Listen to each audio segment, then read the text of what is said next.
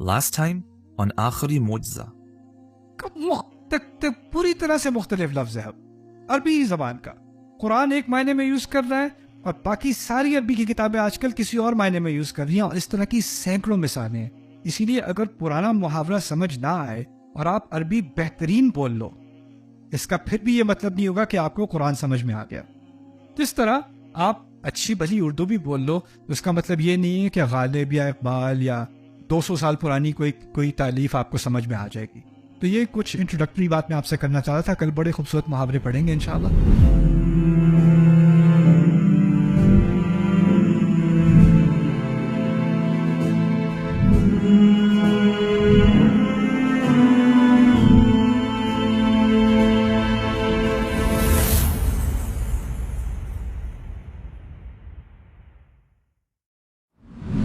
بسم اللہ والصلاة والسلام علی رسول اللہ وعلی آلہ وصحبہ اجمعین. ایک مرتبہ پھر السلام علیکم ورحمۃ اللہ وبرکاتہ. اوکے, آج کا سیشن تھوڑا ریلیکس ہوگا, لیکن آج بڑی خوبصورت باتیں قرآن کے بارے میں سیکھنے کو ملیں گی. اب سے آگے ہمارا کورس ایکچولی شروع ہو رہا ہے. یہ کورس میں نے جب تیار کیا تھا تو مجھے پتہ نہیں تھا کہ میں اس کو کیسے مرتب کروں گا. یہ میرا پہلا کورس ہے ایکچولی. یہ میں نے تیار کیا تھا 2004 میں میں نے نوٹس تیار کیے تھے, اور میں جب یہاں آ رہا تھا یہ کورس پڑھانے کے لیے تو یہ PDF فائل کھولے مجھے کتنے 12-13 سال تو ہو گئے ہوں گے. تو سبحان اللہ. اور یہ آخری دفعہ جب میں نے پڑھایا تھا, پہلے میں نے امریکہ میں یہ سیمینار کرایا تھا. آپ کو تو میں 10 دن کے لیے کرا رہا ہوں, میں ایک ویکینڈ میں کرتا تھا یہ کورس. اور میں نے یہ امریکہ میں تقریباً 40 دفعہ کیا, اور اس کے بعد یورپ میں نے 20 دفعہ کیا, پھر میں نے ملیشیا اور انڈونیشیا میں کیے. اور امریکہ کی جو خصوصیت ہے, میں نے یونیورسٹیز میں کیے یہ کورس انگلش میں نا, قرآن کے اوپر. اور اس میں کافی سارے لٹریچر کے پروفیسرز, فلاسفی کے پروفیسرز, کمپیریٹیو ریلیجن کے پروفیسر, نان مسلمز, انہوں نے بھی کافی اٹینڈ کیے. میرے محدود علم تک تقریباً 18 لوگ تھے ان 2 سالوں میں جو مسلمان ہوئے تھے اس پروگرام میں. سبحان اللہ. اکیڈیمیا میں سے. اور میں دعوت نہیں دے رہا تھا, مجھے پتا بھی نہیں تھا کہ غیر مسلم بیٹھے ہوئے ہیں کلاس کے اندر, but it was enough for them, you know. تو اللہ تعالیٰ اس میری فیوریٹ کہانی اس کورس کے بارے میں جو ہے نا, وہ میں نے فاتحہ ایکسپلین کی تھی. میں تو آپ کو تو ہمیں کتنے 2 دن لگ گئے تھے نا پورے فاتحہ کرنے میں. میں ایک رات میں کیا کرتا تھا پوری فاتحہ. پہلی دفعہ جب میں نے یہ کورس کیا, میں نے کیلیفورنیا میں کیا تھا, لاس اینجلس میں. تو ایک لڑکا میرے پاس آیا کلاس کے بعد, 18 سال کا, بڑے غصے میں. اور پھر مجھے ایسے دیکھتا ہے, پھر مجھے گلے لگاتا ہے, پھر مجھے بتاتا ہے کہ my mom bought me Lakers tickets. Do you guys know who the Lakers are? Basketball team? And that's the California basketball team back in the day, right? کہتا ہے میرے پاس لیکرز ٹکٹس تھے, میرے پاس فرنٹ رو سیٹس تھیں, VIP سیٹس تھیں, لیکن میری mother نے کہا نہیں, ہم یہاں پہ جا رہے ہیں ڈیوائن اسپیچ میں.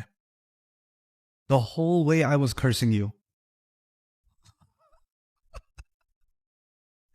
تو میں نے کہا پتہ نہیں, اب یہاں تک اس نے جو کہانی سنائی تو مجھے لگا پتہ نہیں اب بدلا لے گا, کیا کرے گا. تو کہتا ہے but you know I heard this tonight. Today is I'm 18 years old. Today is the first day I know why I'm Muslim. That's what he told me. So that made me really happy. کہ یہ experience بھی ہوتا ہے لوگوں کا. ہم مسلمان family کے حساب سے تو ہیں, مسلمان گھرانوں میں پیدا ہوئے ہیں, لیکن شعوری طور پہ مسلمان ہونا ایک اور چیز ہوتی ہے, رائٹ. تو میری امید ہے کہ انشاءاللہ اس کے بعد آپ کو بھی ایک نیا کنیکشن فیل ہوگا قرآن کے ساتھ. چلیں محاوروں کے بارے میں بات کرتے ہیں. اس کا نام ہے سیکشن 2. سیکشن 1 تھا فاتحہ, سیکشن 2 ہم شروع کر رہے ہیں. اس میں ہم 8 مثالیں کریں گے. میں نے 8 مثالیں چنی ہیں. پہلی مثال ہوگی آنکھوں کی ٹھنڈک. آنکھوں کی ٹھنڈک ایسا محاورہ ہے جو ہم اردو میں بھی یوز کرتے ہیں نا, آپ لوگ بھی استعمال کرتے ہیں, میرے آنکھوں کی ٹھنڈک. لیکن یہ محاورہ اصل میں قرۃ اعین, یہ قرآن کا ایک محاورہ ہے, اور قرآن سے پہلے یہ عرب استعمال کرتے تھے, اور عرب کے اس کے 2 استعمال تھے. میں دونوں پہلے استعمال سمجھا دوں, پھر قرآن کی طرف دیکھتے ہیں قرآن نے اس کو کیسے یوز کیا ہے.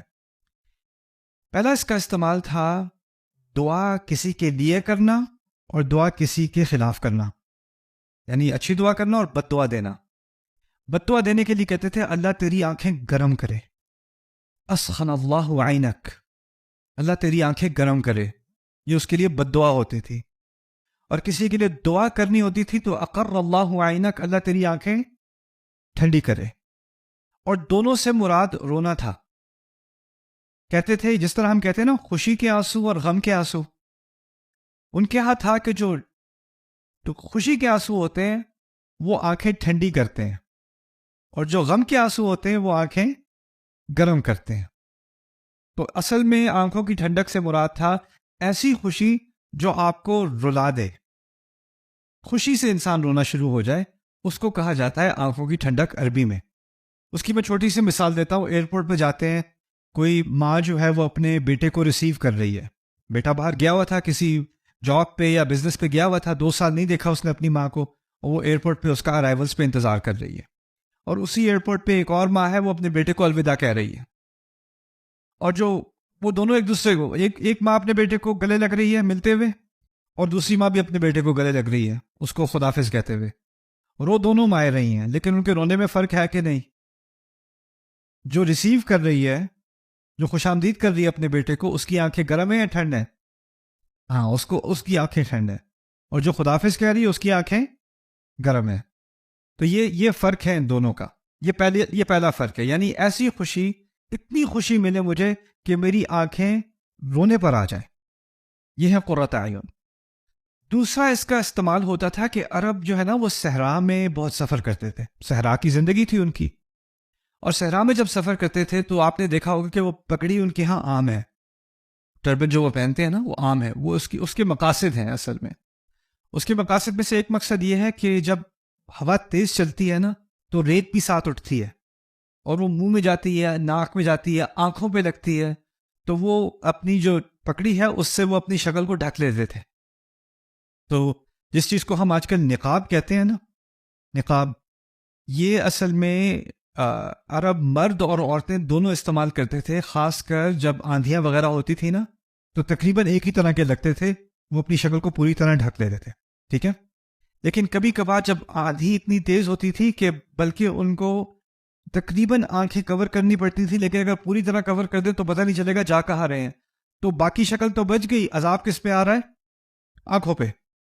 اور کہیں مشکل سے جا کر طوفان کے دوران کوئی غار مل گیا، کوئی بڑی چٹان مل گئی، اس کے سائے میں جا کے تھوڑی دیر ذرا آرام مل گیا آنکھوں کو، تو وہ آنکھوں سے ریت نکال لی اور تھوڑی آنکھوں کو ریلیف ملی. اس کو کہتے تھے قرۃ اعین.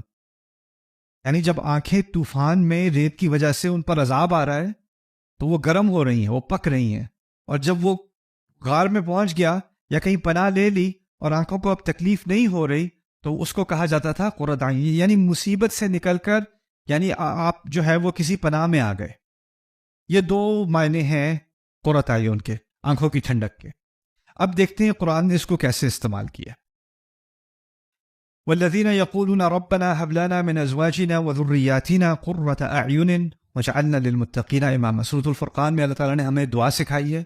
وہ لوگ جو کہتے ہیں کہ ہمارے رب ہمیں اپنی اولاد میں سے اور اپنے ازواج میں سے، یعنی شوہر اور بیوی میں سے اور اپنی اولاد میں سے آنکھوں کی ٹھنڈک دے. اس کا ہم ترجمہ کرتے ہیں آنکھوں کی ٹھنڈک. اب میں نے آپ کو 2 باتیں بتائی تھی. پہلی بات یہ تھی کہ اتنی خوشی آئے کہ کیا ہو، رونا آ جائے. یعنی میری شادی میں اتنی خوشی ہو کہ مجھے رونا آ جائے. رونا تو آتا ہے،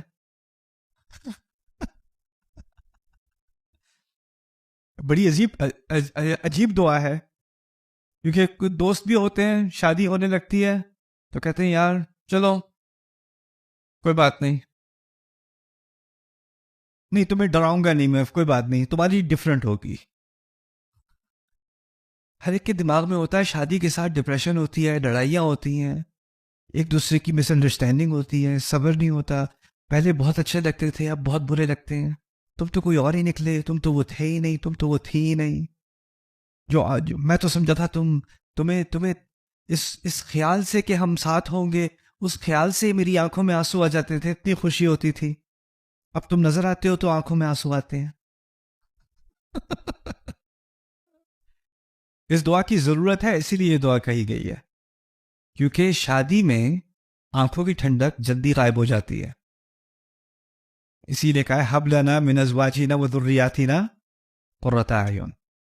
اور یہ اس لیے بھی کہا گیا ہے کہ شادی کے اندر اس طرح کی محبت ہونا کہ ایک دوسرے کے اندر انسان دلی خوشی پائے، دلی خوشی ہو، شوہر سے دلی خوشی ہو، بیوی سے اس کو دیکھ کے ہی خوش ہو جائے انسان، اس کے کمرے میں ہونے سے ہی سانس آ جائے۔ ہوتا کیا ہے، ایک دفعہ اس نے دروازہ بند کیا، وہ گئی باہر، قرۃ اعین تو یہ کیسے ہو کہ شوہر اور بیوی ایک دوسرے کے اندر اس قسم کی خوشی پائیں؟ یہ اللہ تعالیٰ کی طرف سے ایک بہت بڑا تحفہ ہوتا ہے۔ اسی لیے حب کا لفظ استعمال کیا، حب نکلا ہے ہبا سے، اور ہبا عربی میں کہتے ہیں تحفے کو۔ حب لنا من وہبا، ہمیں ایک تحفہ دیجیے اللہ تعالیٰ۔ یہ بھی نہیں کہا ہمیں دیجیے، کہا تحفہ دیجیے۔ اب باقی چیزوں کے لیے ہم کہتے ہیں آتینا فی الدنیا حسنہ، یہ نہیں کہتے حب لنا فی الدنیا حسنہ، دیجیے، لیکن یہاں دینے کے لیے بھی ایک خاص دینا۔ کیسا دینا؟ تحفہ، یعنی یہ ایسا تو ایسی نعمت ہے جو باقی نعمتوں کے مقابلے میں بہت بڑا تحفہ ہے۔ اولاد کے اندر اور بیوی اور شوہر کے اندر اللہ تعالیٰ آنکھوں کی ٹھنڈک دے۔ دوسری بات کیا ہے کہ اس طرح سے مثال دی جا رہی ہے بہت مختصر الفاظ میں کہ باہر کی جو دنیا ہے نا وہ ایک طوفان ہے۔ باہر آپ جاؤ تو آپ کو ہر طرح کی مشکلات اور خطروں کا سامنا کرنا ہے، اور جیسے ہی آپ گھر کے اندر آؤ گے نا، آپ اپنے شوہر کے پاس آؤ یا اپنے بیوی کے پاس آؤ، تو اب آپ پناہ میں آ گئے۔ اب آپ کی آنکھوں پر گرمی نہیں لگ رہی، اب آپ کی آنکھیں فائنلی ٹھنڈک میں ہیں، اب آپ پورے پر امان میں ہیں، آپ بالکل حفظ و امان میں ہیں، آپ یو کمپلیٹلی سیف۔ یہ مقصد ہے کہنے کا۔ اب ہوتا کیا ہے کہ لڑائیاں ہو رہی ہیں گھر میں، طوفان باہر نہیں ہے، طوفان کہاں ہے؟ اندر۔ اور طوفان سے بچنے کے لیے کیا کرتے ہیں؟ میں جا رہا ہوں، وہ باہر جا کے آنکھوں کی ٹھنڈک ملتی ہے، اور اندر جانے سے پہلے انا للہ و انا الیہ راجعون، اور پھر دروازے کے اندر یا ایک بڑی سانس لے کے پھر بیل بجائی۔ یہ بتائے اب جو سکون تھا وہ ختم ہونے والا ہے۔ اسی لیے یہ دعا اہم ہے۔ اور پھر یہ دعا صرف میاں بیوی کے درمیان نہیں بلکہ اولاد اور والدین کے درمیان بھی کی گئی، کیونکہ بچے جب چھوٹے ہوتے ہیں تو کیوٹ ہوتے ہیں، ٹھیک ہے، کچھ بچے تو انوائنگ ہوتے ہیں شروع سے ہی، کچھ کیوٹ ہوتے ہیں، مزہ آتا ہے ان کے ساتھ، کھیل کود ہوتی ہے، ایک عمر ہوتی ہے جب وہ آپ کی ساری باتیں سنتے ہیں، پھر ان کی ایک عمر آتی ہے کہ وہ بس آگے سے جواب دینا شروع کر دیتے ہیں، ان کی اپنی ایک پرسنالٹی نکل آتی ہے، تم تو پورے انسان بن گئے ہو، تمہاری تو اپنی سوچ ہے، اپنی رائے ہے، اپنے اوپینینز ہیں۔ اور پھر والدین کو پینک ہوتا ہے، تو میری باتیں نہیں مانتے، یہ تو آگے سے جواب دیتے ہیں، اس کی اپنی رائے کیوں ہے، یہ پورا انسان کیوں بن رہا ہے، روبوٹ کیوں نہیں بن رہا، یہ جیسے تم چھوٹے تھے تو بہت اچھے تھے۔ آپ کو کبھی کوئی سننے کو ملے گا چھوٹے تھے تو بہت اچھے تھے، پتہ نہیں تمہیں کیا ہو گیا۔ لیکن آپ اگر اس بات کا اندازہ کریں کہ جب انسان بڑھتا ہے نا تو اس کی خود مختاری اور آزادی، ذہنی آزادی بڑھتی ہے، اور اس وقت اختلاف ہونا اصل میں یہ نیچر کا تقاضا ہے، یہ طبیعت کا تقاضا ہے، یہ ہونا ہی تھا اور ایسا ہونا چاہیے، اور اگر ایسا نہ ہو تو پھر اس میں نفسیاتی مرض ہے۔ اصل میں وہ نیچرل ہے کہ وہ جب ہوگا، جیسے جیسے انسان بڑا ہوگا، لڑکی یا لڑکا بڑے ہوں گے تو ان کی اپنی رائے بنے گی، ان کے اختلافات ہوں گے، ان کے اپنے جذبات ہوں گے، یہ تو نیچر کا حصہ ہے۔ لیکن ان سارے اختلافات کے باوجود میری دعا یہ ہے کہ میرا بیٹا یا میری بیٹی پناہ میرے اندر پائے اور میں پناہ ان کے اندر پاؤں، اور خوشی مجھے اس سے ملے اختلافات کے باوجود، اور خوشی مجھے اس سے اور اس سے مجھ سے ملے۔ ربنا هب لنا من ازواجنا وذرياتنا قرۃ اعین۔ اب میں نے آپ سے جو شروع میں بات کی تھی وہ بار بار واپس آئے گی۔ اب آپ ہر دعا جو قرآن میں پڑھیں گے نا وہ فاتحہ کی دعا کی روح میں پڑھیں گے۔ فاتحہ میں کہا تھا اہدنا الصراط المستقیم، دعا کی تھی نا، لیکن دعا سے پہلے اپنی کمٹمنٹ پہلے بتائی تھی۔ ایاک نعبد و ایاک نستعین میں کس نے کمٹمنٹ کی ہے؟ ہم نے کی، پھر دعا کی ہے۔ نستعین میں بھی کیا بات تھی؟ پہلے کوشش میں نے کرنی ہے، پھر اللہ نے مدد کرنی ہے۔ جو بھی دعا آپ قرآن میں پڑھیں گے پہلے سے اندازہ کر لو، پہلے میں نے اپنا کام کرنا ہے، اس کے بعد اللہ تعالیٰ کی طرف سے مدد آنی ہے۔ اگر میں کوشش نہیں کروں گا کہ میری اور میری بیوی کے درمیان کہ اس رشتے میں محبت زیادہ بڑھے، ایک دوسرے پہ اعتماد زیادہ بڑھے، ہم ایک دوسرے کے اندر پناہ پائیں، اگر میں اس کی طرف کوشش یا کام نہیں کر رہا تو پھر اس دعا کا کوئی فائدہ نہیں ہے، کیونکہ آپ نے اپنا حصہ نہیں کیا. بچوں کے ساتھ تعلقات صرف دعا سے فکس نہیں ہو جائیں گے. آپ کو اگر خود کمیونیکیشن نہیں کرنی ان کے ساتھ آپ نے خود کھل کر بات نہیں کرنی، ان سمجھنا نہیں کہ ان کے جذبات کیا. اور اگر آپ کے پیرنٹس آپ کے ساتھ اچھا تعلق نہیں ہے، کچھ آپ میں سے جو ہے 30-40 سال کے بھی ہو گئے ہو اور آپ کے والدین کے ساتھ اچھے تعلقات نہیں ہیں، اس دعا کی وجہ سے آپ کیا سیکھ رہے ہو؟ اب آپ کو ان میں جا کے پناہ لینی ہوگی اور ان سے پوچھنا ہوگا کہ بھائی ہماری جو ہے لڑائیاں بہت ہوتی ہیں، آپ نے کبھی سوچا کیوں ہوتی ہیں؟ پھر وہ کہیں گے تم بدتمیز ہو اس لیے ہوتی ہیں. اس میں کیا مشکل ہے؟ تم اگر اچھے ہوتے تو کبھی لڑائی نہ ہوتی، کبھی کوئی جھگڑا نہ ہوتا. تم کیا سمجھتے ہو جھگڑا ہماری وجہ سے، تمہاری وجہ سے ہوتا ہے، اور پھر دوبارہ جھگڑا شروع ہو جائے گا، رائٹ؟ تو آپ کو پھر سمجھ نہیں آتا کہ آپ یہ جو کانفلکٹ ہے اس کو ختم کیسے کریں. تو یہ کانفلکٹ ہر ایک کی زندگی میں کسی نہ کسی موڑ پر ہوتا ہے. میرے ساتھ بھی ہوا ہے، میرے پیرنٹس کے ساتھ بھی ہوا ہے. آئی لو دیم. لیکن اس کو توڑنے کے کچھ طریقے ہمیں سوچنے پڑیں گے، اس کے بارے میں کچھ سوچنا پڑتا ہے. میں نے ایک اپنی مدر کے ساتھ کیا تھا. It help my relationship with my mother so much. میں نے ان سے پوچھنا شروع کیا جب آپ چھوٹی تھیں تو آپ کی لائف کیسی تھی؟ آپ کیا کرتے تھے؟ آپ کے دوست کیسے تھے؟ آپ کی لڑائیاں کس سے ہوتی تھیں؟ خالہ سے کیسی لڑائیاں ہوتی تھیں آپ کی؟ اور جتنا آپ ان کی لائف میں دلچسپی لوگے نا، جتنا آپ کسی کے بارے میں ان کو سنانا نہیں، ان سے سننا چاہو گے. کیونکہ ہر ایک کی شکایت کیا ہوتی ہے؟ میری بات یہ سنتے ہی نہیں ہے، رائٹ؟ میری بات سنتے ہی نہیں ہے. بچے کہتے ہیں میرے پیرنٹس میری بات نہیں سنتے. پیرنٹس کہتے ہیں بچے میری بات نہیں سنتے. بیوی کہتی ہے شوہر یہ تو میری بات نہیں سنتے. شوہر کہتا ہے اس کو تو میری بات سننے کا کوئی شوق ہے ہی نہیں، یہ میری بات سن کے کیا کر، اس کو تو برداشت نہیں ہوگی میری بات. کوئی کسی کی بات سن نہیں رہا. لیکن سنانے کے بجائے آپ کسی سے کہیں آپ مجھے سنائیں اپنے بارے میں. آپ نے خود چاہ کے انیشیٹ کیا نا. تو یہ قرۃ اعین کا ایک ہو سکتا ہے کہ یہ ایک سٹیپ ہو. یہ سائٹ پہ میں بات کر رہا ہوں، لیکن ایک نصیحت ہے میری طرف سے ہی کہ ہو سکتا ہے اس سے آپ کے گھروں میں آپ کے بچوں کے ساتھ اور آپ کے اسپاؤسز کے ساتھ ایک چھوٹا سا راستہ کھلنا شروع ہو اور اس دعا کی طرف ہم قریب آتے چلے جائیں. اچھا، وقالت امرأۃ فرعون قرۃ عین لی. کیا پیاری بات کی تھی انہوں نے. آسیہ نے کہا تھا جب موسیٰ علیہ السلام پانی سے ٹوکری میں ہوتے ہوئے فرعون کے محل تک پہنچے اور انہوں نے بچے کو اٹھا لیا، معلوم تھا کہ یہ بچہ بنو اسرائیل سے ہے. اس کی رنگت سے پتہ چل رہا تھا یہ بنو اسرائیل سے ہے. اس کا مطلب ہے کہ اس کو آفیشلی کیا کرنا چاہیے؟ قانون کیا کہہ رہا ہے؟ قتل کر دینا چاہیے اسی وقت. اور وہ بچے کو لے کر فرعون کے سامنے لے گئیں. اور فرعون اس وقت اپنے جنرلوں کے ساتھ یا اپنے کمانڈرز کے ساتھ کیا ڈسکشن کر رہا ہوگا؟ کتنے مر گئے، کتنی سڑکیں رہ گئیں، کتنے قتل ہو گئے. اور بیچ میں میٹنگ کے دوران آواز آتی ہے، وہ بھی بچوں کو مارنے کی بات کر رہے ہیں اور بیبی کی آواز آ گئی. اور ماں نے بھی کیا کیا؟ اس کے سامنے لے آئیں آسیہ. ماں تو نہیں، اڈاپٹنگ مدر سامنے لے آئیں اور سامنے لے کے کہا قرۃ عین لی، یہ آنکھوں کی ٹھنڈک بنے گا میرے لیے. ان کے لیے نہیں کہا، فرعون کے لیے نہیں کہا، اپنے لیے کہا. قرۃ عین سے کیا مراد ہے؟ میں نے 2 باتیں کہی تھیں. اتنی خوشی کے آنسو آئے. کیوں؟ کیونکہ وہ بیچاری گرم آنسو تو روز روتی ہے. فرعون سے شادی ہے، اس کو بھی پتا کتنی ڈپریس ہے. آپ لوگ بڑھا چڑھا کر اپنی سچویشن بتاتے ہیں، یار میں کس فرعون کے ساتھ پھنس گیا ہوں. وہ واقعی فرعون کے ساتھ پھنس گئی ہیں، رائٹ؟ تو وہ تو ہے ڈپریشن میں. تو اب وہ کہہ رہی ہیں آپ کو بھی پتا ہے آپ کون ہیں، لیکن کم از کم مجھے آنکھوں کی ٹھنڈک اس سے تو ملے گی. اس کو میرے پاس رہنے دے، مجھے خوشی آئے گی اس سے. قرۃ عین لی. اور دوسری بات تھی کہ وہ ایک طوفان کے اندر رہ رہی ہیں، اور اس طوفان سے پناہ انہیں کب ملے گی؟ جب وہ اس بچے کے ساتھ ہوں گی. پھر یہ بھی کہہ دیا ساتھ میں، اور لگتا ہے کہ آپ کو بھی اس بچے کی ضرورت ہے. وَلَكَ، آپ کے لیے بھی.